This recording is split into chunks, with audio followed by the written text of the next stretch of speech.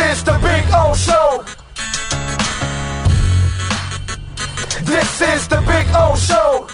So the team has got to figure some stuff out. Okay? You went down this path now. Now you got to die down this path. Bench Jesse Davis. Put Eichenberg in there. Screw it, dude. Let the guys learn. Let's find out who can play and who can't play. And as we've been consistent on this show, I've been preparing you for failure for a while. I've been telling you you're not going to hit on all 5 of these linemen. So play them all now. Let's find out who can keep their heads above water and who can't for the next 15 games. I know it's going to be brutal for the quarterbacks, but this is what you created, unfortunately. This part of the plan is the part that really has some holes in it, unless these young guys can all of a sudden figure it out in the next couple of weeks. They should have had more leadership inside that offensive line, and they just don't have enough, proven leadership. That's what they need. And since you can't get that now, you could go get a guy off the street. But come on, ladies and gentlemen, there's a reason why they're off the street, and there's a reason why they're sitting on their couches right now, just like you and I working the remote. That's what they're doing.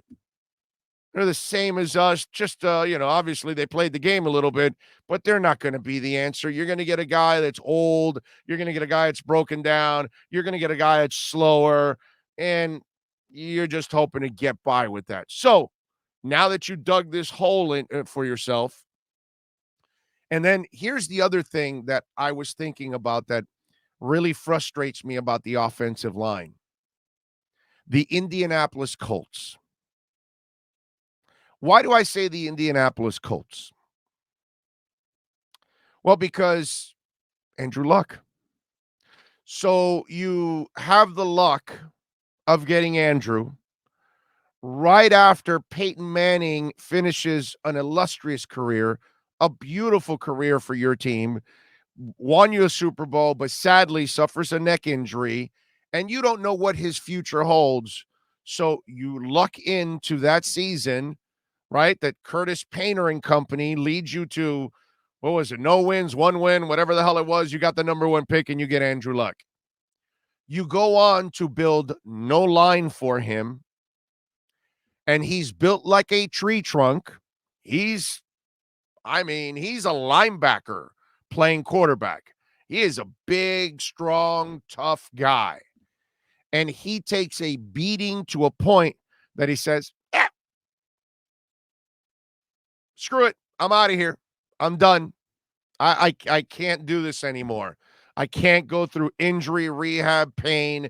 I think that's how he said, or pain, injury, rehab, or whatever order he had it in. I'm paraphrasing. And one of the greatest young talents walks right out the door. So you draft a fragile quarterback, which is the only thing that I was ever concerned about with Tua, as I've repeated over and over and over again. I am convinced Tua can play at this level. I know he can play at this level, but he'll never get to play at this level if you have that line. That's the one thing that's I was lying in bed last night and I'm going, this is the Colts all over again. Except the difference is you didn't draft a tree trunk. You drafted a guy that is super fragile. You drafted a guy with an incredible injury history, which is the only reason that scared me from Tua, is the injury history. I'm not big on not being durable.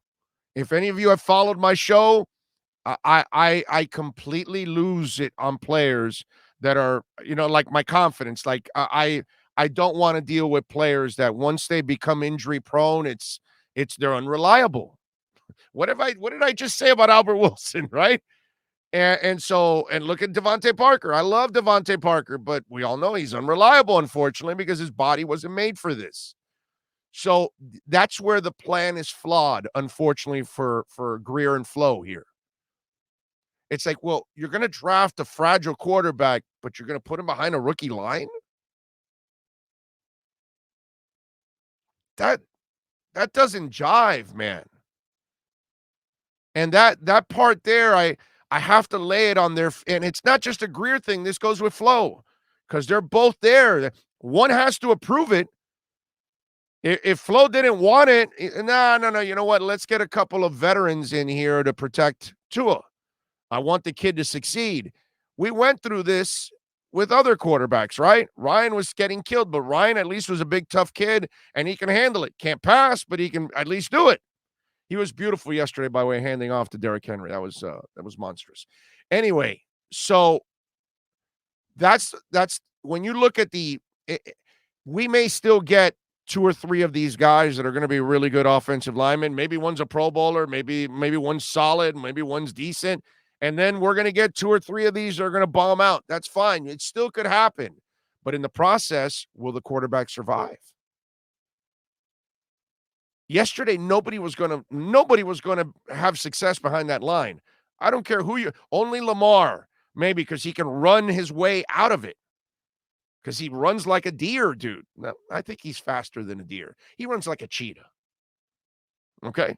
What is it? Cheetah, Impala? What is it? What are the whatever? That's what he is. That's the only way you survive behind that line, that you can run out of it because you're lightning quick. That's not Tua. Everybody would have gotten killed back there. Aaron Rodgers would have gotten killed. Justin Herbert would have gotten killed. Nice interception at the end. Still hasn't won a quality game, but that's all right. It doesn't matter who you are back there. You would have gotten killed. And that's where this plan in the rebuild has some flaws. And Chris and Flo have to take a step back, and they have to look, we effed up here. Now they have no choice. Now they got to coach their asses off out of this. Greer may have to go find a veteran to try to plug in and try to do whatever and try to bring some balance or something. Don't blame the offensive line coach on this.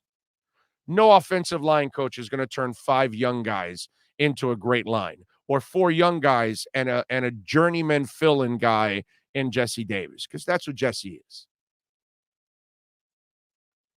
No offensive line coach is going to make gold out of this right now.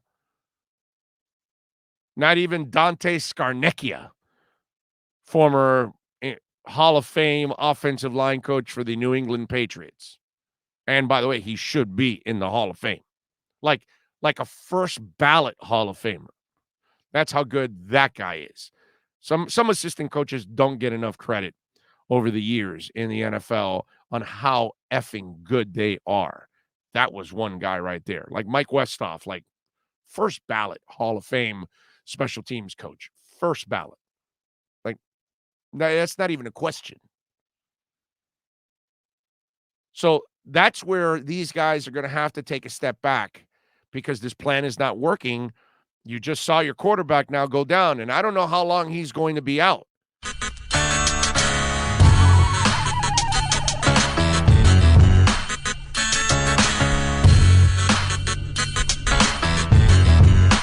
This is the Big O Show. This is the Big O Show.